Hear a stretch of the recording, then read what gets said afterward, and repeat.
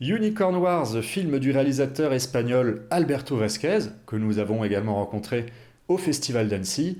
Unicorn Wars, qu'est-ce que c'est? Alors, comme son nom l'indique, nom un petit peu étrange, il y a des guerres qui sont menées par des oursons, donc depuis des centaines d'années, si ce n'est plus, contre des licornes. Alors, comment on en est arrivé là?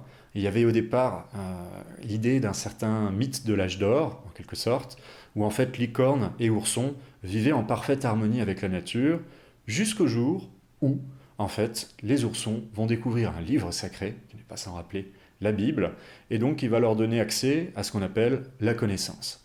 À partir du moment où ils ont accès à la connaissance, ils vont opprimer ces licornes, et donc mener des guerres qui sont interminables et qui rappellent les croisades.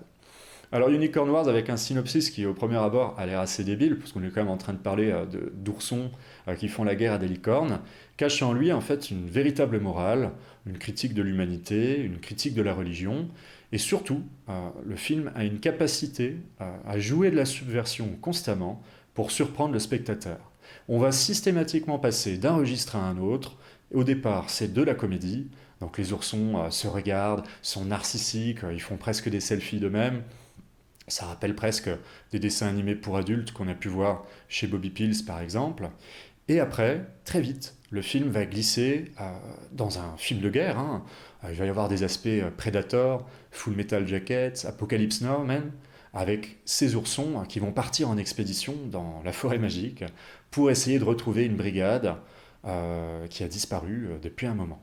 Donc là, on va complètement virer cet aspect Predator, où les oursons vont rencontrer pour la première fois les licornes, et le film va donner lieu à une déferlante en fait, de violence. Donc ne vous y méprenez pas, c'est pas parce qu'il y a des oursons et des licornes qu'il s'agit d'un film pour enfants, le film est particulièrement violent. Alors si c'était simplement un film violent pour adultes, ce serait quelque chose qu'on a déjà vu, mais là, il y a une véritable volonté de transmettre un message à la fin, et on va partir sur un côté conte, fable, avec par exemple, comme des iconographies qui vont apparaître par moments, avec un narrateur qui va raconter finalement un peu comment on en est arrivé là. Au-delà de cet aspect film de guerre et critique de l'homme en miroir, puisque les oursons finalement sont les seuls à ressembler à des hommes, alors que les autres sont présentés comme des animaux, il y a également l'histoire de deux frères, Célestin et Dodu, donc un petit personnage tout rose qui rappelle un peu Baleine dans Full Metal Jacket, qui vont avoir des rivalités et qui pourtant sont très proches, ce sont des jumeaux au départ. Et donc c'est aussi leur histoire qu'on va découvrir. Il y a deux guerres qui vont être menées tout au long du film, la guerre des licornes et des oursons, et cette rivalité entre frères qui va montrer un personnage quasi diabolique, mais qui a peut-être aussi ses raisons.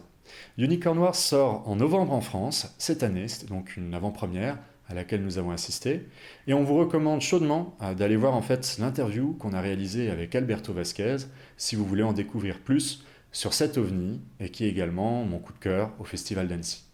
Merci de nous avoir regardés, n'hésitez pas à liker si vous avez aimé cette vidéo, et à bientôt sur MAG.